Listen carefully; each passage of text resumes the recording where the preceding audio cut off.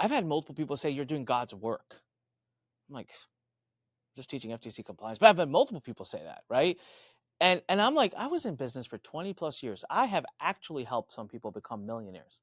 I have really helped people, show them the light of how to become an entrepreneur. I've helped people with their affiliate business, get traffic, build their own offers. And I've never gotten this much thanks.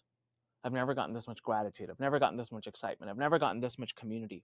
In so many ways, I'm really glad I'm not marketing the way I used to. That I've seen the light on. I love compliant marketing. I think it is an absolute gift to us as marketers. I think once you see it, deploy it, use it, do it correctly, your quality of customer goes up, your stress level. I mean, it's great. Hello and welcome to Marketing Speak. I'm your host, Stephan Spencer. It is my pleasure to have Anik Singal with us. Anik is a worldwide recognized entrepreneur and marketing coach. He has sold over $100 million worth of digital products, over 250,000 physical products, and has written multiple bestsellers. Anik has earned the reputation for being one of the top copywriters and information marketers, and after years of success, he went through a battle with the FTC that lasted over 12 months, and through that, he decided to make his life mission all about helping entrepreneurs and marketers understand the rules of compliant marketing and what happened to him so it doesn't happen to you. Anik has over 2 million followers across social media that he supports through his valuable and proven content. Anik, it's so great to have you on the show. Thank you, Stephan. Thank you for having me. And yeah, the FTC case lasted 18 months, so it's even more ruthless than the 12. But yeah, it's an honor and pleasure to be here. Thanks for having me. Yeah, so let's talk about how you ended up in that spot. I'm sure you've told this story many times, but it really is a pivotal moment in your life and gave you a whole new mission. So how did that all unfold? Yeah, no, I think I talk about this almost every day, but and it's a little bit interesting because people sometimes I'll say, hey, like my mission now is all about spreading awareness about what happened and what the rules are, and people will look at that skeptically and say, well, and I'm like, no, it really is. As of now, I might be selling things, quote unquote. I have a book and an academy and a software, but I haven't actually made any profit from it. The truth is, if you think about it, Stephan, who's actually out there talking about this? Minus the lawyers, right? Because the minute a lawyer comes out and starts talking about it, we shut down. Our business owners and marketers, we just think, here comes another person just trying to get billable hours. Lawyers don't like anything, right? Everything is illegal or everything is wrong. But there is no one talking about the code and the law and the rules. And I was in this industry, I've been in this industry now at this point for almost 23 years. The time that we got hit, it was over 20 years. And many people would go around and say I'm one of the OGs of digital marketing, and which is an amazing honor to have that said about me. But it's also embarrassing because while I was going through the investigation, there were multiple times that I said, "What? We're not allowed to do that? I didn't know that, right? Like that's ridiculous. Like what?" And here's the crazy thing. Of all the companies in our space, I knew from day one, from way back, like we're talking 15, 16 years ago, I understood one hard reality, and that is that the industry upon which I'm in is a heavily regulated industry. Now, I've gone on to mature and understand that every industry, by the way, is a heavily regulated industry. There is a 3-letter agency looking over pretty much every industry that there is. But I understood the risks of the FTC. So I had an attorney for 12 years, now would be longer, that was a compliance attorney. Now, that's not the attorney that represents me at this point, but for that time, I did my part, right? I had an attorney that would look, and I probably had paid over $1 million in legal fees over those 12 years. I had a full-time paralegal in my company. This is far before I got hit by the FTC. I had a full-time paralegal in my company whose job was to monitor what we were doing. So I took it seriously. Now, at that time, I had a conversation with my attorney. I said, how do I stay out of the purview of the FTC? I don't want to get investigated, but I want to scale. I want to go big. That's the only way my mind works. And I was given a very simple rule, which made sense. And I generally still believe this should be the rule. But the rule was summarized as follows. Be good, do good, you're good. Look, the FTC comes after those, I like how you're laughing. Yeah, I mean, but like it's simple, right? Be good, do good, you're good. Six words. That's how I summarize what I took away. In more specifics, what I was told by the attorneys was, look, the FTC comes after those who are inspiring a lot of complaints. And so if you're wronging customers to the degree that they feel the need to go to the FTC and complain about you in volume, the FTC will then look at you. And I've always thought for 20 years, I thought that sounds about right. Like, cool. Then if that's the case, I will be here on the sidelines rooting them on because that's what they should do. Protect the consumer. And if consumers are complaining, go get them. So I built an engine and I said, let's build a great company where the consumers don't complain. Be good, do good, you're good. So I won't have a problem. So I built a company that at its peak was doing 20,000 transactions a year. We had 3 customer support teams worldwide running 8 8 8-hour shifts. So we were nights, weekends, holidays covered, 36-minute average response time, A rating at the BBB, a refund rate of less than 5%, a chargeback rate of less than 0.7%. We had 20 complaints a year on the BBB, 20 on 20,000 transactions, and all 20, 100% resolved. So I built a machine that took care of the customer. It cost me tons of money to do it, but I was proud of that. I was like, this is how it should be done. So albeit I knew I'm in a regulated space, I don't think I ever woke up expecting even one day that, like seriously expecting that I was going to get hit by the FTC. So when it happened, I was pretty shocked, right? Thinking to myself, there are so many other players in this industry that I feel like probably deserve it far more than I do, but whatever, right? So when you get hit, you go through those stages. We'll talk about them, but what got me there was my webinars. I mean, I can only tell you what came in the FedEx package, right? There was a 36 or 30 some page letter with a bunch of things in there that they were demanding, and they were picking apart most of my webinars. So they would listen to a 4-hour webinar and pick a sentence that, in my opinion, was taken out of context, but they don't really look at context. That's not how law works. And so that was enough for them to get the foot in the door and then to start demanding and asking for a lot of things. And as we talk about the investigative process, if we do, it's pretty unfair. I will say this, look, everyone, the FTC was incredibly cordial throughout the entire thing. They were professional. Every time we asked for an extension, we got one. They didn't raid my office. They didn't freeze my assets. They didn't shut down my business. And for that, I'm grateful because they are doing that to a lot of people. So the fact, sometimes I'll be like, why'd you treat me like everybody else? They didn't.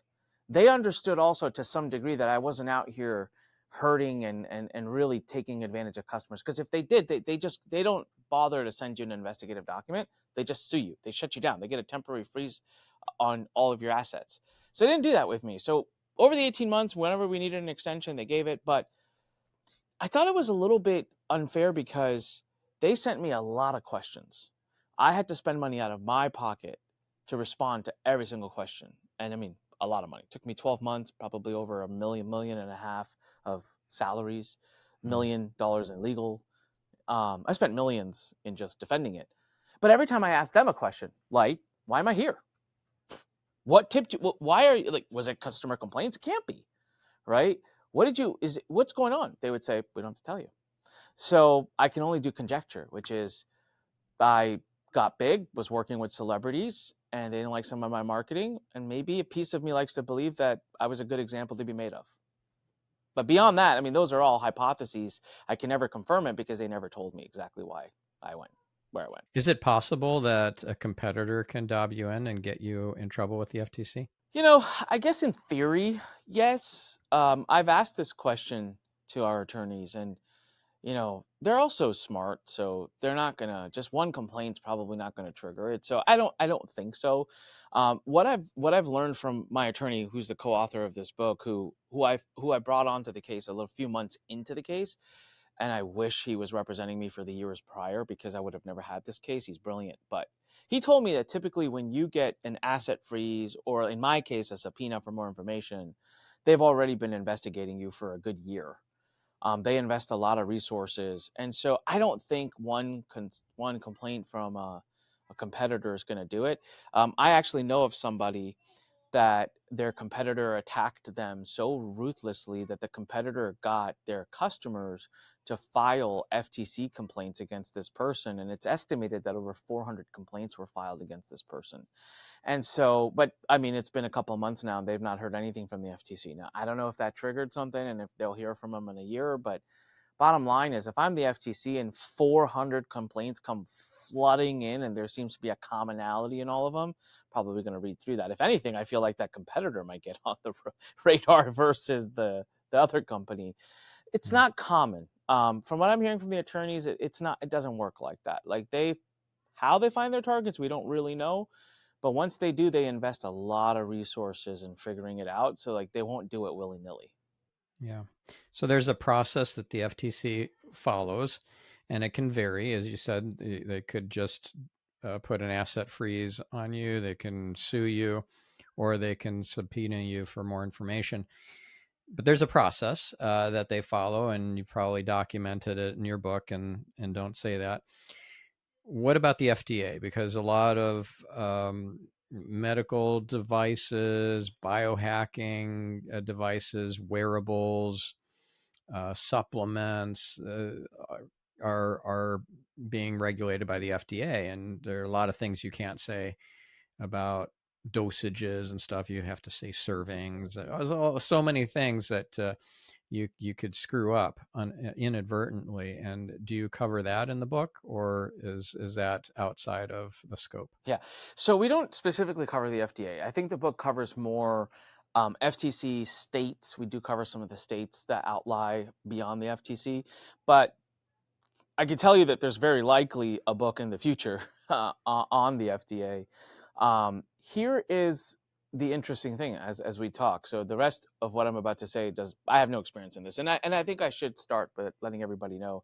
I talk about this stuff at a deep level. I'm not an attorney, and everything I'm telling you is I'm playing a game of telephone, which is me relaying the information as I've learned it from my attorney. So I want everyone to understand that anything I say, please don't go run and apply it without professionally seeking the right advice of an attorney to make sure that it's right. But I was on a podcast recently where there was another attorney, and he is an FTC FDA attorney, and he specifically spoke about some of the differences in the investigative process. I thought it was really interesting. So this just happened a few days ago. He actually said that the FDA is far nicer, which was interesting. I'll tell another story. And again, this is to throw no shade at the FTC. I already said I have absolutely, believe it or not, as much of a PTSD-inducing, life-changing process that investigation was, I actually carry zero ill will towards them. I understand what the agencies try to do. But I'm a part of this mastermind locally here that's got some very, very successful people. I mean, this is the kind of mastermind that billionaires hang out in, and somehow I've squeezed my way in. And when I first got this investigative document from the FTC, I let people in that mastermind know, just seeking some help and advice. And there was a lawyer in that mastermind. He's 80 years old. He's retired, and he'd spent 40 or 45 years basically being an attorney defending against federal regulators. So yeah, he had a lot of background with FTC, SEC, and like a bunch of them. So he comes up to me and he's like, which agency is it? And I said, FTC. After which, Stephan, it was so funny because you got this 80-year-old, real nice man who's just sitting there with a drink in his hand, and he goes, "Oh, son, what's the agency?" And I said, FTC. And he just goes like this. He freezes and he goes, "Son of a mother!" And he just lays out. And I was like, "Whoa, wasn't expecting that." I'm like, "What happened?" He goes, "They're the worst." Oh, well, dang, that's not the motivation I was looking for. He said he's like literally amongst all of the regulators, they are the least flexible and most hard-fisted. I find that intriguing, and I've not really ever pulled that thread more to see like why is the culture being reported. I don't know, right? I don't know none of this. I'm talking from what I'm hearing. But why would the culture at these organizations that are down the street from one another be so drastically different? So this attorney a few days ago said the FDA, they are actually there to work with the companies. So they don't literally want to put you out of business. They genuinely want to just get you within compliance. So he said they actually have a concept called courtesy letter. I was like, oh, that's nice. I would like to go one of those. He's like, they send a courtesy letter just saying, hey, got some issues going on here. You mind fixing that up? And then if you don't listen, they send you a warning letter. And then if you still don't listen is when they issue some form of official fine or whatever. But even that is usually very cordial in the sense of it's a limited, reasonable fine. It's not so bad that it puts the company out of business. And if you like still don't hear, that's when they say, okay, that's it. We're pulling out, we're pulling out the knives and swords. Whereas with the FTC, according to this attorney, and partially according to my experience, So this attorney that was on this call, he said that there was the past, not the current commissioner of the FTC, but the past one. And again, I'm relaying information I purely heard from him. I have no idea if it's true or not. He said the past commissioner is on record on a video stating, pure and simple, that the litigation strategy of the FTC is specifically created to put the businesses that they go after out of business. Hmm. And regardless of the outcome, the truth, the settlement, court case or not, if they've put a target on your back, if they're interested in you, you are to be out of business. That's apparently what the old commissioner of the FTC said publicly on a thing, that's the culture that they have. And I feel that I could see that, especially because I haven't seen many companies, unlike except for the really big ones, right? You're talking the big Fortune 500 companies, which all get hit by the FTC and seem to live to fight another day. But smaller businesses that would be 50 million or below, I personally have only seen a few that have been able to take the hit and continue thriving. Even us, we took the hit and were bandaged, battled, bruised, and limping on a toe for a while. And maybe just now, a few years later, are starting to find a grip again. But we're still, I wouldn't say that we've recovered fully. So the FDA seems to take a different cultural approach from what I'm hearing. But Hmm. but still, regulations are regulations. We are, however, I will tell you that as a brand, we are moving into those fields as well. So our software is going to cover SEC within the next about 30 to 45 days, and then the FDA is next. We're going to cover their rules as well. Oh, that's great. So what does that software do? So the software is called Complyly, and it's an AI-powered software that you can literally give it a link, upload a video, upload an audio file, copy paste a script, give it your links to ads, social media, and within seconds it scans it and finds violations. So, here's what happens. So if I do a webinar, which was popular in my time, it's how I've made a large chunk of the revenue that I've made. It's about a 4-hour video file. First of all, I have a slides deck. So now we just added a feature inside of our platform that can take webinar PowerPoints and review them before you even film it to let you know what the problems could be. But if you take a 4-hour webinar that you've recorded, every attorney is pretty much going to ask you to send them the transcript of you speaking it, because they're like, slides isn't enough. You might end up saying stuff that we need to see. A 4-hour webinar transcript is going to take any attorney 2 weeks minimum to get back to you, if not more, and probably 10 to 15 billable hours. And that's not unreasonable at all, because they've got paralegals, they've got themselves. Someone has to sit there, watch, pause, note, watch, pause, note. It takes time.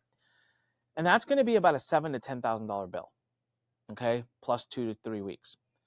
So that was just that kind of, when I was going through the investigation, that was just unacceptable. I didn't have my legal bills outside of the investigative defense.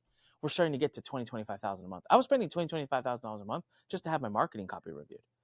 I'm like, but this is like not doable for most businesses. So that's why they don't do compliance. And right then was like a few months before that, ChatGPT had become like the thing, right? So I thought to myself, what if AI can help with this? It's been a lot harder. It's taken us a year and a half. We're still working on it. It's contextual driven. It's not like black and white. But right now, a 4.5-hour webinar in our system takes about 10 to 12 minutes, and you'll have some really constructive feedback. And we'll get that 10 to 12 minutes down within the next couple of months, down to about 2 to 3 minutes. So you're talking about near instant feedback on your marketing to see if there's regulatory issues. Now we're adding other features. So for example, we're adding something called a substantiation bank, because the FTC and every regulatory body says anything you say in your copy, you must have substantiation for it. So we are actually adding an AI-powered substantiation bank, which means you'll be able to upload those substantiations to our system. We'll keep them for you. We'll tag them to the appropriate comments. Testimonial bank. We're adding an affiliate compliance tool that'll monitor your affiliates to make sure they're not saying stuff that could get you in trouble. We're adding a negative review tool, which will track your BBB, it'll track Trustpilot, Google reviews, and Yelp, and all the different places that people can leave reviews. So it is being built to be your central marketing compliance watchdog. So it can literally monitor what's happening with your brand and keep you out of the grips of the regulators. Wow, that's cool. What about the hallucinations that are built into generative AI platforms, though? That's kind of a hard to get around issue, right? Big part of the problem. That's why I said, if a year and a half ago, if you when I started this a year and a half ago, well, it's been more than a year and a half now, but my education on AI was so limited. I was like, oh, cool. Like we'll just prompt, using the AI API, we'll prompt ChatGPT in 3 months and we'll be done. It's been over a year and a half. We're not done. Two reasons. One, there's so much gray area when it comes to compliance. And so much about the overall net impression, how it was said, what was said, before it, after it, and that makes a deep impact. And so we've been building to see how do we make systems that don't have the capability of doing that do that. But then the next thing was just checks and balances, because you know what, you can ask the same question to different models within the same company, and then you have different companies. There's like, I don't know, it's like 20 different LLMs out there that are reputable, and you'll get different answers. And so we've built a mechanism and a system in our AI now, in our engine, that's multi-layered. So it's almost like you have different levels of employees. So you have a management level, then you have like the worker bees that are specific to one very specific type of issue. They find it, they compile it, it goes through the manager who reviews it. So we have double, triple checks, and that's helped eliminate a lot of those hallucinations and problems. Oh, that's great. Okay. And how's your pricing work? So we have at the moment right now, someone can start for as little as $100 a month. I can tell you right now that's not going to stick around for a long time. So we are going to be upping the price. But it's consumption and seat driven. So, and feature. So there's basically three ways we decide how much you pay: features, number of seats, and how many words you use. At the moment, since we're still launching a lot of these features, we really only have two plans. We have what we call the executive plan, and then we have what we call the enterprise plan. The enterprise plan, what's really cool with that is you can actually plug our software into your sales call systems. So if you have a sales team, a bunch of people doing sales calls, by the way, that is the number one area the FTC is focusing on right now, because they have a lot of rights to regulate sales calls violations. Hmm. So it's like all the cases coming out are all about telesales. But we can monitor, audit every single call, every single rep, give you factual scores on how well that call was, and give you a score per rep, give you reports on that rep, the most common mistakes they're making. And here, within the next few months, we're going to have an alert system. So every time that rep makes a certain type of mistake, instead of you having to sit there and spot check and listen to calls, our system will listen to every call and send you alerts and summaries of what's going on. So that is the enterprise feature. So that's really the main feature right now that we're separating on. So you can come in for as little as $100 a month. We have companies right now that are getting ready to spend up to upwards of 10,000 a month with us, depending on how they're going to be using it. Gotcha. And back when you were spending $20,000 to $25,000 a month for your compliance, $100 a month looks like a bargain. Oh, absolutely. I mean, look, my legal bills now are probably down to $1,000 a month, if that, 500 to 1,000 max. And that's just because sometimes there's questions, right? That contextual stuff. It's like, well, the software said this is a problem. I don't really think this is a problem. What do you think, Greg?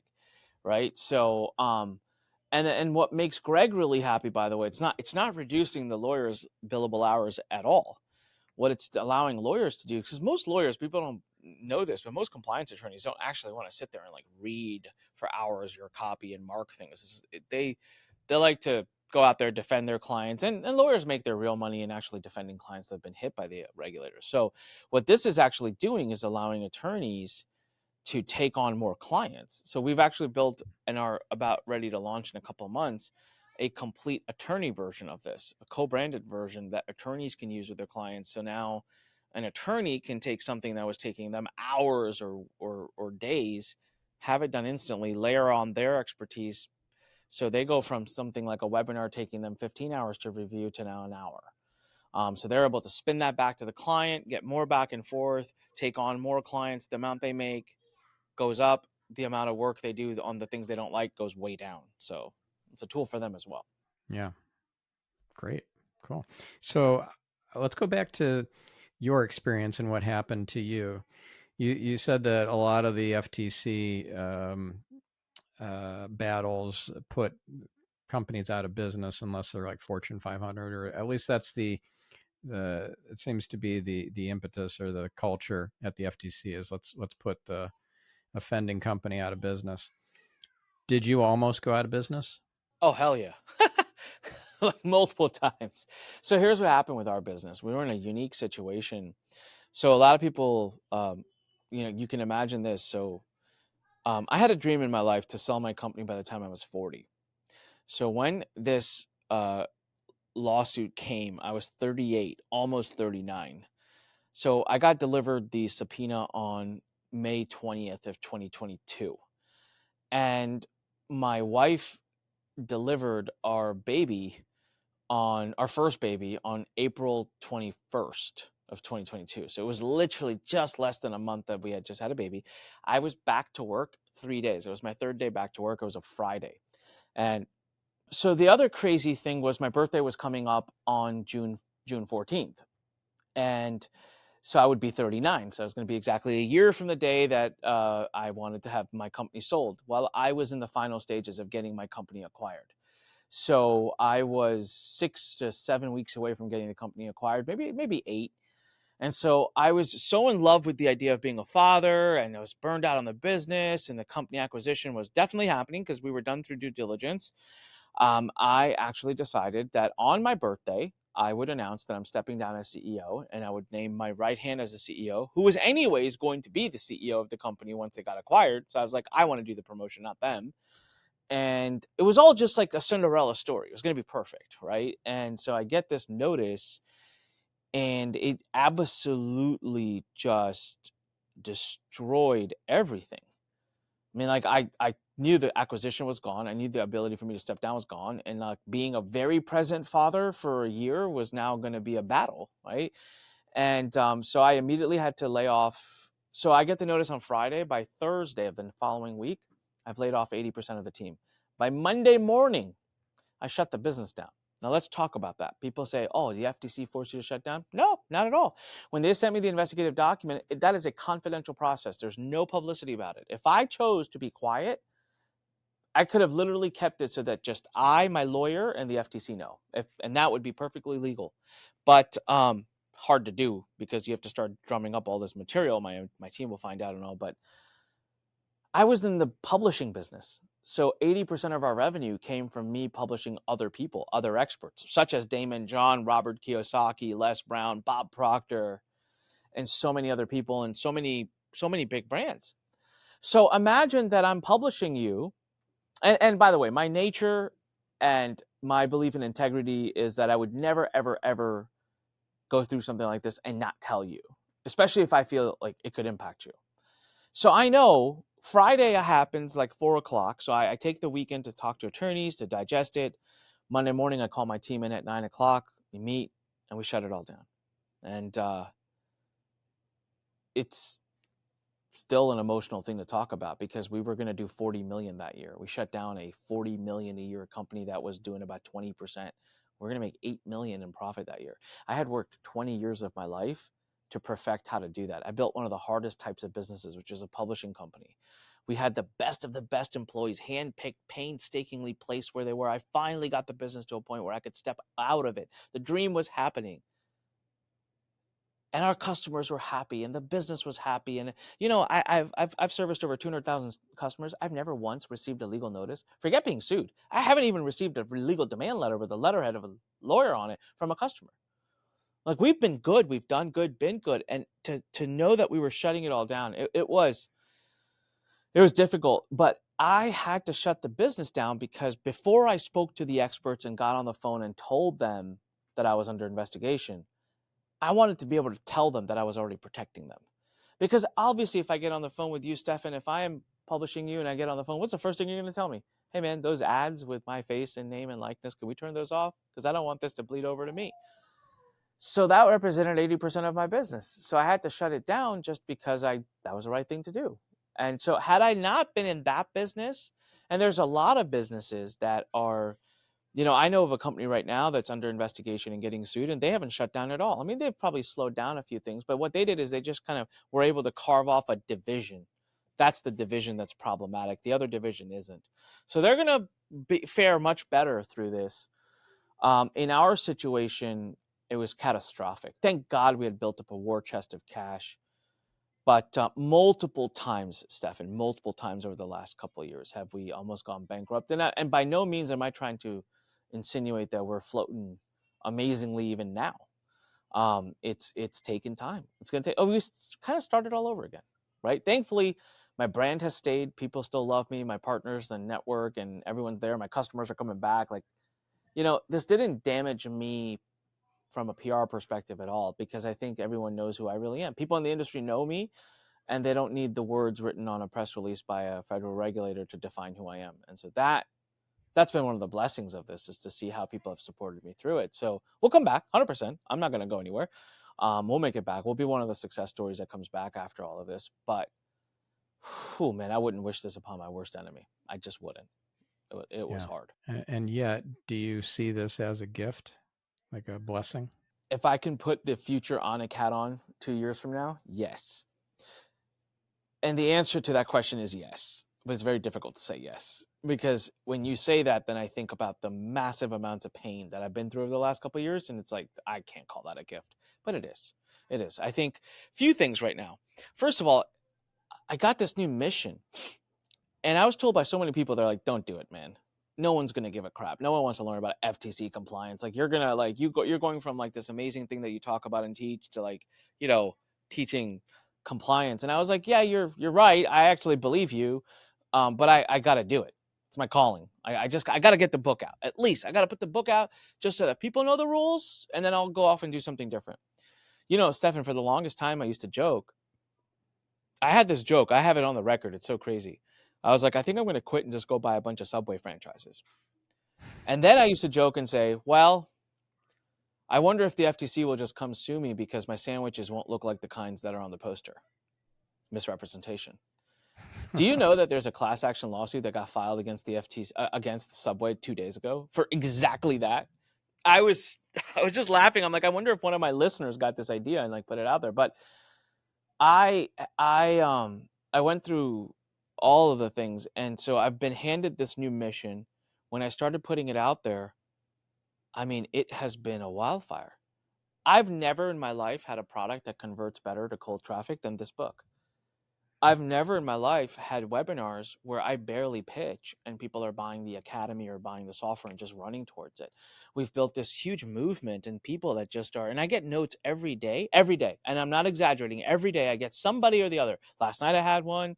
I'm sure I'll get one today. I get physical notes signed from people that are thanking me and saying, I've had multiple people say, you're doing God's work. I'm like, just teaching FTC compliance. But I've had multiple people say that, right?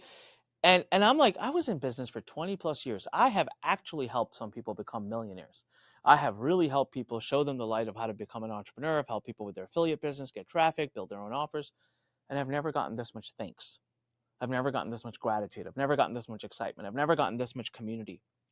So in so many ways, I'm really glad I'm not marketing the way I used to. That I've seen the light on. I love compliant marketing. I think it is an absolute gift to us as marketers. I think once you see it, deploy it, use it, do it correctly, your quality of customer goes up, your stress level. I mean, it's great. So yes, it is a gift. I give such a long answer to this because it's tough, right? So I'm working on a book right now. Well, I'm going to wait until I have the story finished. So maybe in a couple of years. But the idea of the book I've been working on, I won't give the title because I like the title, but the subtitle is How to Turn Your Greatest Tragedy into Your Greatest Victory. And so in that regard, I do think it has been a gift. Well, that's a great way to look at it. And my spiritual beliefs are that all the big hardships that we went through in our lives, we chose, we volunteered for before we came into this incarnation. So let's talk about some of the kind of next actions for our listener to take. So you have, for example, a free download I got from, I don't know, some post that you did on Facebook or something, the Marketer's Guide to the FTC demand letter. And is that something that you have available still for free that maybe our listener could download? I don't have it anywhere on our site, but you're welcome to give it. You can put it in the show notes. No problem whatsoever. And so that document kind of walks people through what a typical, you know, demand letter looks like. So what that's meant to do is give you a purview into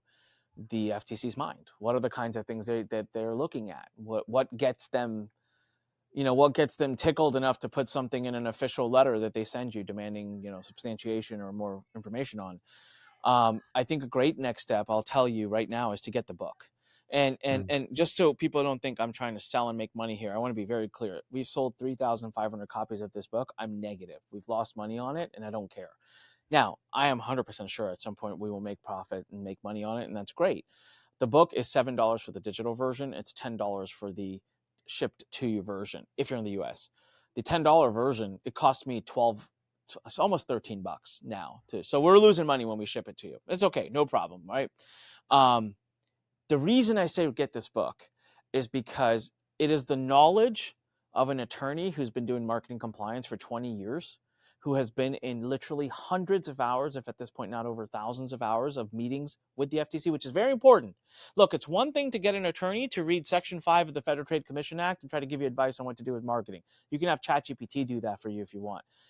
But, for example, my entire case came down to 4 words being said on a sales call. This is what my attorney said. I'm not, the next thing I'm about to say, I can't substantiate, but my attorney told me, had these 4 words not been on our sales calls, he thinks my case would have been thrown out. I would have never had any issues. Hard to digest. Do I believe that? I don't think so. I think I would probably still have to pay something, but I think my case would have been far better. And the 4 words are, what is your goal? 4 words. What is your goal? There isn't a damn place online. There isn't a single Google search you're going to do that the press release from the FTC or any form of statement from the FTC that says what is your goal is not allowed by the FTC. They call it goal setting. Go ahead, look up goal setting and see if there's ever been any public statement by the FTC about the words goal setting. No. But wait a minute, that's not fair. Greg, my co-author on this book, the attorney, he called that out 3 months into the case. Within hours of me bringing him into the case, he's looking through my marketing material, listening to a call, goes, found it. Your whole case is going to come down to this. This is ridiculous, dude. This is the most asinine thing I've ever heard. No. He's like, all right, I'm just telling you. Sure enough, took another 12 months, millions of dollars later, that's what it came down to. You know why? Goal setting is considered an implied earnings claim. The reason they don't talk specifically about goal setting is because they say you should know. It's a type of earning. We talk a lot about implied earnings claims, so you should understand that. The only way you're going to get that difference in knowledge is to talk to an attorney that's got years of FTC compliance knowledge. This is a big thing I did not understand. The attorney that I had representing me was a compliance attorney who would represent against many different, government authorities. And that attorney also went on the record with me on the phone saying, "Oh my God, I didn't know that. You can't say what is." So what the hell do I pay you for? Right? So I took the knowledge of Greg Christiansen, which is incredible, practical, on the job, and then I wrote the words that are in the book. And why is that important? Because I'm a traditionally trained copywriter. So there's no legalese. It's easy to understand. It's got stories, examples. It's fun to read. So many people have told me that they've been able to read the book in one sitting. A lot of people have also said they can't read it in one sitting because it gets overwhelming and then they get upset and they have to put it down and come back. But we've heard a lot of people say that they love the book just from its readability. So you want to understand the rules, you want to get familiar, read the book. From there, you're going to find your own threads to pull and go down, and we have a lot of other resources. The other resource I'll tell you as a next step, if you really want to understand, is come check out our podcast. We have a podcast on YouTube. Go to don'tsaythat.com and click over to the podcast. We've now got 45-ish episodes published, and we go deep into a lot of topics, and we keep you up to date. There was just an incident that happened today that I am 100% sure we're going to talk about in the next episode. So within a 7-day window of something happening at the FTC or any kind of marketing compliance law, we do an episode and we let you know so that you're aware of it. So those are some of the resources for people. And then if you want to check out the software, we actually have a free scan feature. So you can scan up to 5,000 words for free and get a score to see, how good or bad your copy is. And then from there, if you want more detailed review, you pay $100 a month or pay $1,000 a year. And that's at complyly.com, COMPLILY.com. So, whether you want to learn or let the software give you some feedback or whatever. We got a bunch of resources for you to be able to get more compliant. Yeah, that's great. So let's talk about the stages of the FTC process and how ruthless it can get. So the way it works, and remember, every case is different. So I'll talk about my case and I'll try to highlight some of the differences. But there's really two main routes. Okay, that they can take other routes too, but there's two main ones. One is the investigative route, and one is the lawsuit route. And I guess let's say there's three routes. So one, they issue a CID. That is a civil investigative demand letter. It's a subpoena. So during that time, it's confidential. They don't freeze your assets. They just say, hey, you have to deliver us a bunch of stuff. At that point, you're pretty much guilty. They've been looking at you. They feel like they have a case. They're not, most of the time, they're not going to let you go. But, you live to fight another day type of thing. You can defend yourself and do your best to get the fine down, negotiate, and all that jazz. The second scenario is what they sue you. They just come in, you get delivered a lawsuit right out, but they don't do an asset freeze. The third case is what they call a TRO, say temporary restraining order. And that is a complete shutdown of your business and a complete confiscation of all your assets, personal and business, everything, all investment accounts, all real estate, all properties, just everything. You are then given, a judge will then determine a stipend that you will be given out of your own money to live. So suddenly buying groceries, paying mortgages, buying health insurance, it gets tough. So those are the three scenarios. I was in the first one, thank God. So investigative demand letter comes. They'll typically give you like 10 days. Just to give you an idea, it took us exactly 10 months to fulfill the demands in that letter that they gave us 10 days. So they're pretty much expecting you're going to get an attorney. The attorney's going to call and say, I need an extension. So the back and forth begins. And over the course of those months, I did not talk to them ever, not once. It's my attorneys talking to them. You start submitting, right? So they give you extensions, but they say, hey, we need to see progress. Like, keep submitting stuff, keep uploading stuff, and they're reviewing it. So they assign, in our case, I think there was 2 investigators assigned. So as we submit stuff, it's the investigators looking at it. The investigators are then giving a report to the attorneys. There were 2 attorneys at the FTC. There was a lead, and then there was someone, 3, a lead, and then 2 attorneys reporting to him. So that's a pretty good, sizable team going after us. And we'd go sometimes weeks without hearing from them. I think we went as much as like 2.5 months without hearing from them. And then all of a sudden, boom, one day they come. They saw something, they want more of something. So they'll keep asking, we want more of this, we want more of that. And you pretty much have to say yes. We pushed back on some things. Like, they wanted some things that we just said no. And then we'll take you to court. And it's like, you got to say, okay, well, then take me to court. I'm not giving you that. You don't need that. We're giving you everything else. We're cooperating, but that's overreach. So your lawyer and you determine what that is. You just go back and forth. You keep answering their questions, keep submitting material until you get to a point where you say, hey, listen, I have now submitted everything that I have access to. Because the other thing is, you're not required to like go way out of your way to find the answers or find the documents they want. So if you don't have it, you don't have it. So, but if you have it, you have to turn it over. So it's like, I've gone out of my way. I've whatever I could find, I found, I'm done. This is the best I can answer your demand letter. I'm done. They'll have you sign something that says I'm done. That's when they usually go away for a while. So they went silent on us for months, because they're processing and coming up with their next steps. In my case, what was unique in recent times, not unique at a macro level, but in recent times, what was unique about it was that they let me come in and speak to them and address them.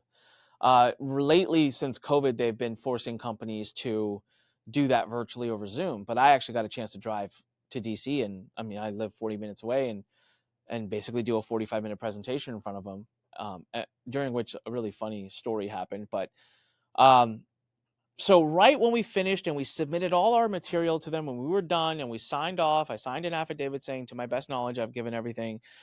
My attorney said, can we please come speak to you? My client would like to present to you. They said, sure. So we did. We went, we spoke to them. Then they went silent for a while. And then a few months later, they sent us their first version of the complaint letter that they would be filing in court. And they said, do you want to negotiate? Do you want to settle? We said, yes. They said, okay, great. We want 100% of all your telesales. We want $14 million. No, thank you. They're like, great, then we want to see all your financials. We want to see every penny you have to your name. No, thank you. And then we got stuck on that. So we negotiated back and forth for a while on that. Eventually I had to give, and you will have to give on that. So I had to do a full disclosure of all my financials. And this negotiation can take months. And ours did. We were pushing back quite a bit. They want a sizable portion of your liquidity. And that's something people don't understand. So it's not necessarily everything you have, but what's liquid. They don't want to be in on like a 10-year payment plan with you. So it's what can we get today and just be done with it, move on. I was not settling. And multiple times I honestly was like, you know what, screw this, from principal matter only. I did at this point really felt like I was just being mistreated, if I'm being honest. I felt like I was getting far more than I deserved. Now, I accept that there were definitely mistakes made, 100%. I see that now. I didn't understand it, but I see it. So I wasn't saying by any means that I should walk away without anything. But I felt like, man, they're really, my fines far above fines Lyft has paid recently. Lyft, being a multi-billion-dollar company, paid less for their issues. There were people that have been complete, absolute frauds who have paid less than me. So that was like, I was telling my attorneys every third day, I'd be like, you know what, I think we should go to court. But then, and they wanted to settle. I could tell that they wanted it too. So then they started to play they played some hands.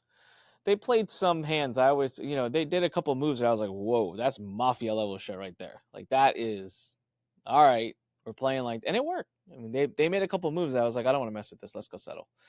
And then we settled. So the whole thing took 18 months from the time that they had sent me the demand letter to the time that the judge signed off on the agreement. So the way it works, if you come to a settlement agreement with them, they still sue you. So I'm technically still sued by the FTC.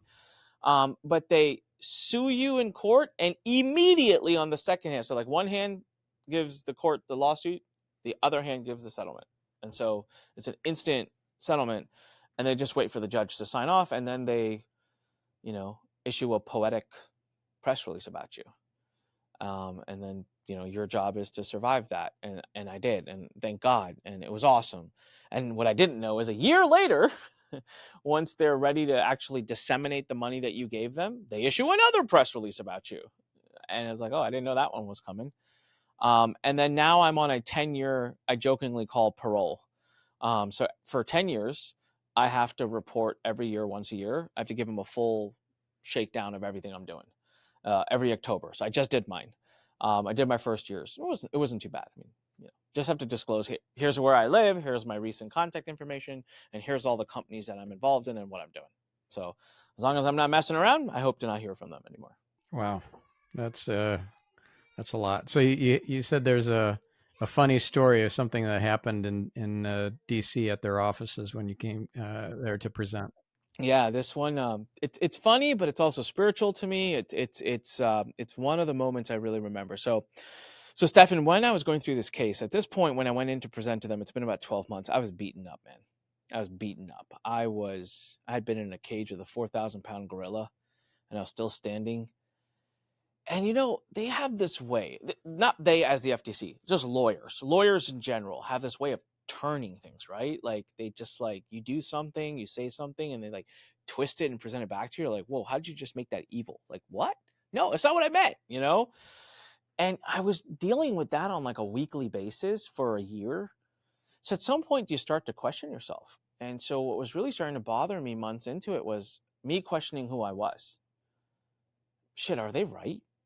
Like, am I a horrible human? Was I out here hurting a bunch of people that didn't know it? Am I a scammer? Am I like that other company and that other person that they've taken down? And as that was going through my mind, that was probably the hardest part of it, was dealing with that, because it's so far away from who I am and who I ever wanted to be and who I've ever looked at myself as. So I was grappling with that. So generating the PowerPoint presentation that I went in to do at the FTC, that was cathartic. That was helpful. Because it helped me remind me of all of the good, which they never ask about, right? All the factual, data-driven good we've done and who we are. So anyways, I'm walking into the FTC's office. I'm in my own head. The way it works, they have a beautiful building. It's you walk in, it's almost like kind of TSA. Like you go through that whole like take everything out, like, and then they pat you down. Now you walk into the main corridor, but there's like different divisions. Like the FTC is this way, and I think they have a couple of the other agencies in different directions. So now when you want to get into the FTC wing, there's like another security guard there. So the doors are locked. You knock on the door and they open it. So as I have like my 2 lawyers with me and I have my team with me, and as we walk in, I'm walking behind everybody. The main security guard is sitting in the behind the desk. So I was kind of behind everybody, and as everybody kind of cleared, he looks at me, the security guard, and he goes, "Anik?" And I turn and I'm like, I look at him and he goes, "Holy shit, is that you?" And I'm like, "Yeah." And he goes, "What are you doing here?" And I didn't have a reaction except to kind of just like point to the sign above his head, which said Federal Trade Commission. I just kind of pointed, and he goes, literally his reaction, I'll never forget. He goes, "Oh man." He's like, "Damn." And so my lawyer runs up to him. He's like, "How do you know my client?" And he's like, "I followed Anik for years. I love you, man. I've been following your stuff for so long. You are so inspirational." Like, he's like, "I've never," and he goes to me, he's like, "I've never bought any of your courses, but you have such great free stuff that I just couldn't consume all of that." And that was one of my slides in my presentation, was about how we do a lot of like reach out and like public service to the industry. I don't know what to call it, public service, but like we do a lot of free content. Like you don't have to pay us to get help from us. And start talking. I was kind of like in shock. Like I wish I had taken a picture with him, got his name. Like I was in shock, right? So I was like, you know, and the attorney starts talking to him, and in the meantime, their attorney comes down. So this would be the main person who's been responsible for our case from the FTC side, comes down to get us. It's like a really awkward elevator ride, by the way, but he comes down to get us.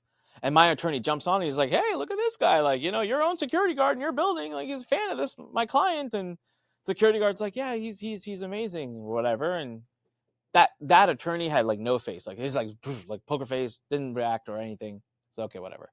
We get in the elevator. We're going up. Felt like a forever ride. Kind of a bunch of us, one of their attorneys and like 8 of us, quiet. And all of a sudden that attorney, the FTC attorney, just goes, "Well, that's a first." And it had been such time between the incident and when he said that we were like, "What?" Like we had forgotten. We're like, "What's a first?" He goes, "That, what just happened in the lobby, that's a first."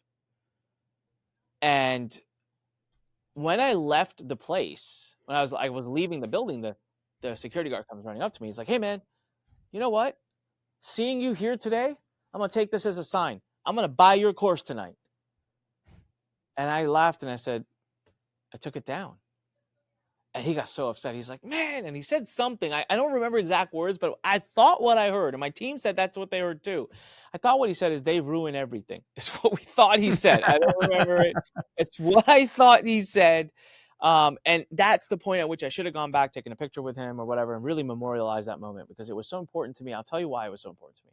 I left that presentation smiling, and he had such a big part to do with it, because I feel like God put him there at that perfect time to remind me that, like, to imagine I had impacted positively a person in that building.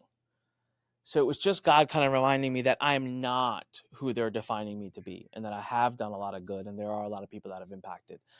And that was a pivotal moment for me to help repair me and to reboost me to go back out and fight again and do, because I was really in a dark place coming into that, personally, just questioning who I was.